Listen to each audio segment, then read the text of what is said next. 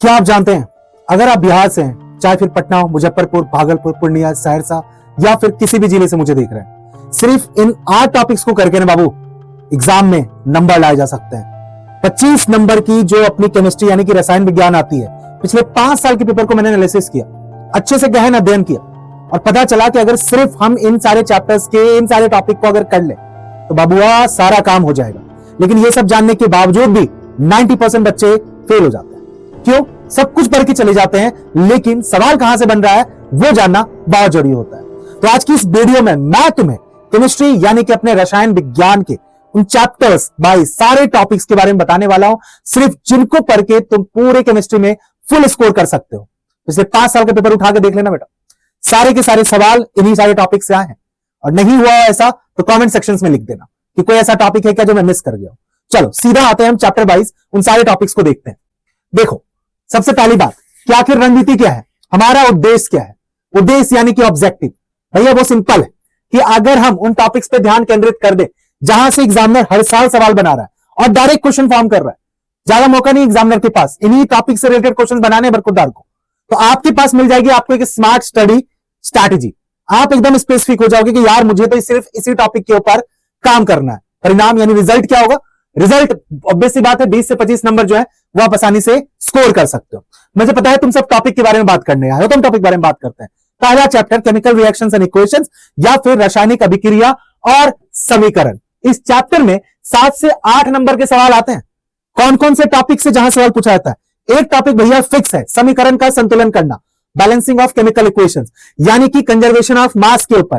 भाई reactant side जो जो एलिमेंट हमने यूज किए, प्रोडक्ट साइड उसी एलिमेंट से कुछ चीजें बनी है, तो दोनों तरफ उन एलिमेंट्स का यानी उन तत्वों का जो मास होना चाहिए वो आपका सेम होना चाहिए। उस बेसिस से बनता है हमारा समीकरण, संतुलन का समीकरण। 5 अंक के सवाल पूछे जाते हैं भैया यहां से। तो यानी बैलेंसिंग ऑफ केमिकल इक्वेशंस के ऊपर काम कर लिया और डेली 2-2 क्वेश्चंस प्रैक्टिस कर ली। दिक्कत आ रही है तो बता देना, इसके ऊपर एक अलग से वीडियो बना दूंगा क्या कि बैलेंसिंग कैसे की जाती है, हिट एंड ट्रायल मेथड कैसे हम यूज करते हैं। दूसरा, अगर यहां देखो अभिक्रिया के प्रकार यानी टाइप ऑफ रिएक्शन, सवाल बनना तय है। अब जब टाइप ऑफ रिएक्शन है तो बहुत सारी रिएक्शन तो है नहीं, गिनी चुनी रिएक्शन है। संयोजन यानी कि कॉम्बिनेशन रिएक्शन हो गई हमारी, अपघटन डिकम्पोजिशन रिएक्शन है, विस्थापन डिस्प्लेसमेंट है और द्वि विस्थापन यानी डबल डिस्प्लेसमेंट रिएक्शन है। इन्हीं से सवाल पूछे जाते हैं और किताब में इन सवालों से यानी इन प्रक्रिया से रिलेटेड जितने रिएक्शन से रिलेटेड जितने एग्जांपल्स दिए गए बस उतने ही हमें करने हैं। फिर आ जाता है हमारा उष्मीय अभिक्रिया यानी कि ऑक्सीडेशन रिएक्शंस, जिसमें आपका रेंसिडिटी उसमें अभिक्रिया में आपका उष्माक्षेपी यानी उष्माशोषी यानी कि इंडोथर्मिक एंड एक्सोथर्मिक रिएक्शंस। बाबू यहीं से सवाल बने पड़े हैं, गिने चुने रिएक्शंस हैं, उसके ऊपर भी अलग से वीडियो बना दूंगा कि भाई इन रिएक्शंस को कर लो तो तुम्हारा काम हो जाएगा। देखो तोड़ तोड़ के सब कुछ पढ़ना जरूरी नहीं होता, उतना ही पढ़ के चले जाओ इस आखिरी समय में जिससे कि नंबर हो जाए। अच्छा, दूसरे चैप्टर में आते हैं हम एसिड बेस एंड सॉल्ट, जिसका नाम है अम्ल, क्षारक और लवण। भाई इसमें क्या है? इसमें आपका सूचक यानी कि इंडिकेटर के ऊपर सवाल बनेगा ही बनेगा।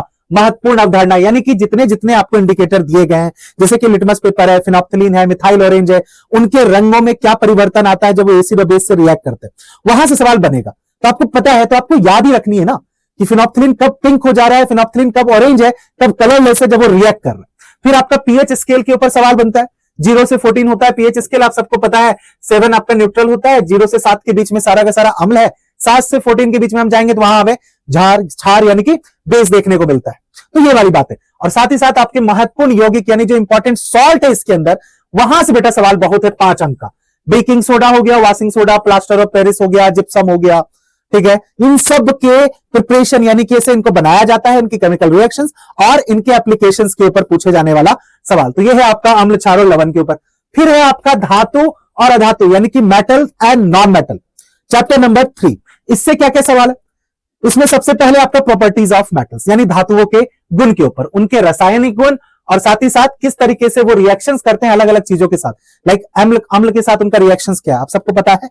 एसिड यानी अम्ल के साथ रिएक्ट करेगा कोई मेटल तो एक गैस प्रोड्यूस करता है, हाइड्रोजन गैस, जिसको हम पॉप अप साउंड एक्टिविटी से ही पता करते हैं। तो मुझे पता है कि ये चीजें पूछेंगे ही पूछेंगे। क्रियाशीलता श्रेणी यानी कि रिएक्टिविटी सीरीज के ऊपर 3 अंक के सवाल इंपॉर्टेंट है। अब ये जब मैं बताया 3 अंक के सवाल है तो तुम्हारी रिएक्टिविटी सीरीज शॉर्टकट में तुम्हें क्या होनी चाहिए? पता होनी चाहिए कि भाई सोडियम पोटाशियम हो गया, नीचे आपका सिल्वर और गोल्ड हो गया, सोना चांदी हो गया। बट इसको याद रखने के लिए जो कोड है वो आप यूज कीजिए। जंग लगना यानी कि कोरिजन, उनके कारण और उनके बचाव के उपाय से सवाल पूछे जाते हैं। साथ ही साथ अक्सर जो सवाल है मतलब सवाल के क्वेश्चंस जो अगर आप देखोगे तो अक्सर वो रीजनिंग टाइप के क्वेश्चंस होते हैं, जिसको हम कंपिटेंसी कहते हैं फैक्ट के ऊपर। यानी कि जो चीजें आपने सीखी उसको किसी रियल लाइफ एप्लीकेशन से कनेक्ट करके सवाल पूछा जाता है। फिर आता है भैया सबसे धुरंधर वाला चैप्टर, कार्बन इट्स कंपाउंड, यानी कार्बन और उसके यौगिक सबसे ज्यादा परेशान करता है। लेकिन तुम अगर नोटिस करो तो भैया पिछले 5 साल में क्या क्या सवाल किस तरह से उन्होंने पूछे। कार्बन की बहुमुखता, एकदम वर्सेटाइल नेचर ऑफ कार्बन, सवाल बनेगा ही बनेगा, जिसमें आप उसके कैटायन, टेट्रावेलेंसी, यही 2 प्रॉपर्टी है। इसके अलावा कोई और कार्बन का वर्सेटाइल नेचर है नहीं जिससे आपके सवाल बनाए जाते हैं। ठीक है, कि कार्बन इतनी संरचनाएं क्यों कर पाता है, इतने मल्टीपल कंपाउंड क्यों बना पाता है। तो एक तो उसकी टेट्रावेलेंसी है कि 4 इलेक्ट्रॉन है, चारों को चारों शेयर करता है।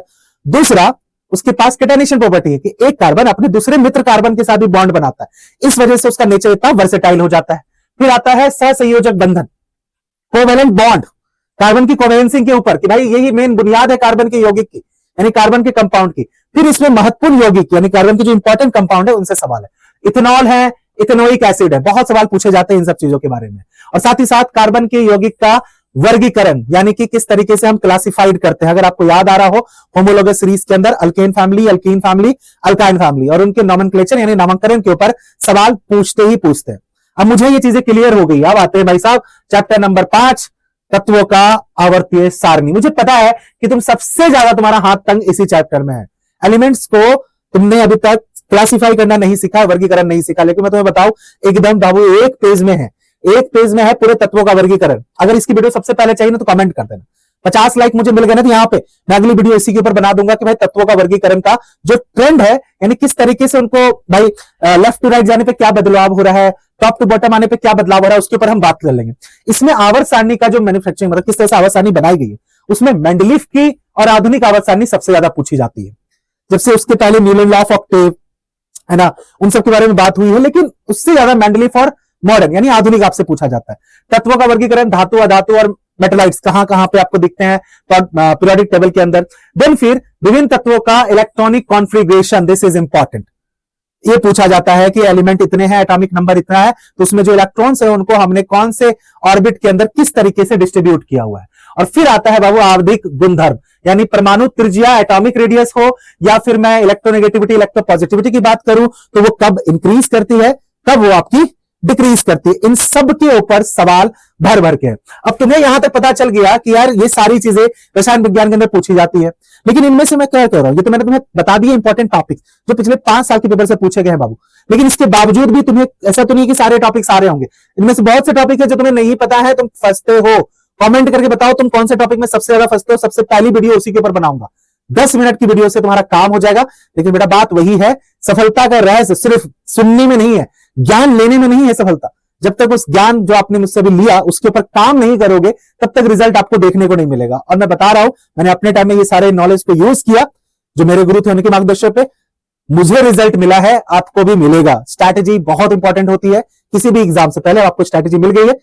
कमेंट का वेट कर रहा हूं मैं, अगली वीडियो आ जाएगी उसके ऊपर, जाइए एकदम पढ़ाई कीजिए और एकदम धुरंधर की तरह धुआं उड़ा दीजिए।